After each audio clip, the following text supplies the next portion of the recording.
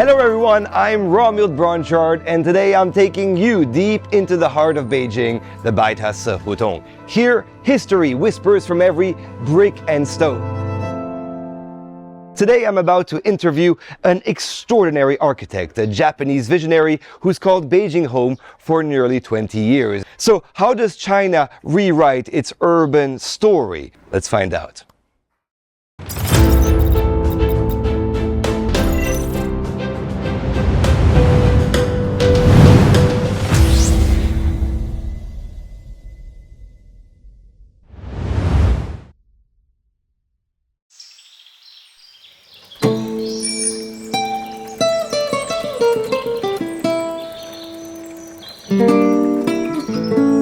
Mr. Aoyama, Yes. Pleasure to finally meet you. Yeah, it's pleasure for me too. What got you interested in renovating hutongs?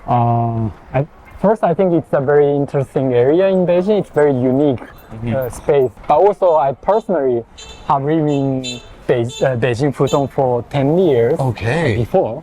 So, yeah, I like the area. You live in a hutong? Yeah, before. Wow. For 10 years. Okay. Yeah. So this is one of your most recent projects? Yeah. So this is the latest project in Hutong area. Okay, nice. Please have a seat. Thank you. So actually this area is created for people to sit, to have a coffee, to see the city. I can see the people walking here. Then they also can see us talking here.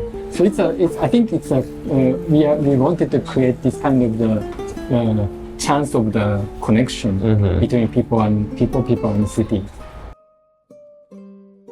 So I'm sure you faced many challenges along the way. Would you mind sharing with us certain hutong project stories? Sure, but there's no rush. No rush. Yeah, okay, we are here, so I can show you around. Then we can talk inside. We go inside? Yeah, sure. Okay, let's go. And it's a beautiful day. This is the entrance. Then we can go. Shuhei Aoyama, a Japanese architect, is known for finding delicate balance between modern living and traditional alleyways. His designs let space breathe, allowing architecture to respond to the rhythm of the city. This cafe, hidden in a renowned and popular hutong, is one of his gentle responses to Beijing's evolving urban landscape. It's not like the building, the new architecture in the flat site.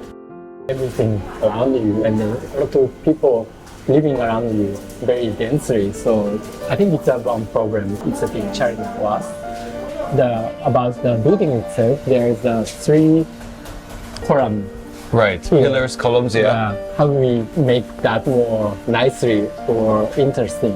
You just pointed out 2 major challenges, one being the kind of chaotic environment within the hutong, and the second is the structure itself. What ways have you found to overcome them, especially being a foreigner here? I think it's a creativity. I want people walking around very naturally go inside and feel like it's kind of the continuous area. So we use a lot of materials like the gray bricks. Usually we see outside. We use these materials inside. We need to have the kind of balance between the contemporary design and traditional feeling. This kind of the atmosphere, tradition, culture gives me a lot of inspiration for the design. Through this project, if we can bring more young people in Beijing, young people from other cities, foreigners like you, visit this area to know the Beijing in different way. So for me, it's very important. So was it the city of Beijing that kind of influenced your decision on opening a studio here? When I graduated from the graduate school in Tokyo, I had the opportunity to do the internship here. I was 25 years old, but I can participate in very interesting project. Before, I never think about working in China, but that time I think, it's probably a nice place to work as an architect. I felt that I can do a lot of things here. So that's why I decided to stay. Then, yeah, now 20 years, it's very quick. So your designs often harmonize architecture, nature, and people. How do you bring this concept to life in a city like Beijing? For me, designing architecture or designing building, it's not like designing the shape. It's more like designing the relationship between people and people, people and nature, and people and the city. It's a mirror. Then a lot of people take a photo. So it's an interaction between people and the building. We can see the blue sky, we can see the white pagoda. Realize, oh, I'm in Beijing. So I'm sure a lot of the people watching us have heard that it's kind of noisy around here. Yeah. Beijing is constantly transforming itself. And talking about transformation, what other kind of urban transformations are seen as pretty positive on your side? This is the most vibrant area recently in Beijing. There are so many innovation projects happening along these two Hutong. Government in charge of this area. So they invited these owners, designers, renovating this area. Through our creativity, make it into very fresh, beautiful, interesting space. Then make more people come here. When I came to Beijing in 2005, just before the Olympic Games in Beijing in 2008. So we had more projects in Beijing. 14, 15, I did the first Hutong innovation project. Then now 2025, now we have more projects in second tier city, third tier city. We could say that the work you're doing and the architecture in general is maybe reflective of societal changes. What kind of opportunities has China brought to your professional career? This is a place very open for the new idea. I'm from Japan. Japan is sometimes very traditional way of thinking. Then I think here a lot of people want new thing. Very open for new fresh idea. I'm curious to know how the Chinese traditional culture influences your work and your architectural vision. If we go to the Hutong area, we can see a lot of trees. But these trees are not for the beauty of the city. It's actually very connected with the lifestyle inside the Hutong. It block the strong sunlight during the summer. So you have the very comfortable courtyard lifestyle inside. But when it becomes the winter, all the leaves left, then the sunlight directly comes into your house.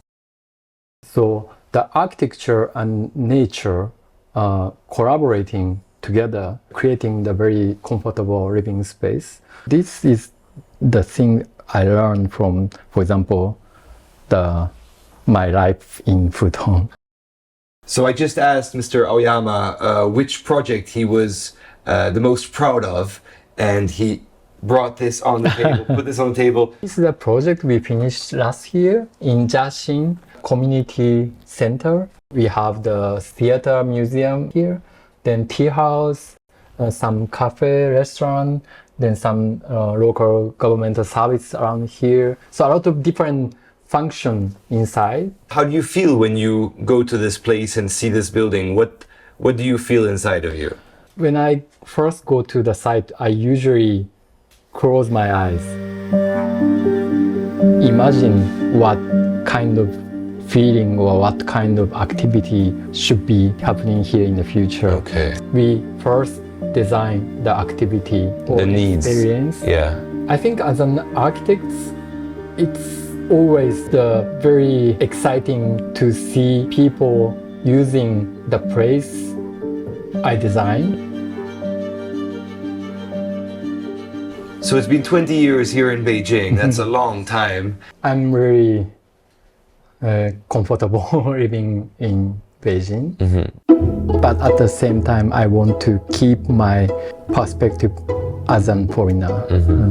Or that gives me a new inspiration for the future architecture, future design.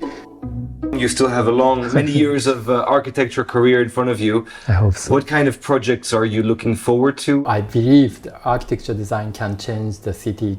Or, for example, we just finished the renovation project in Yangzhou.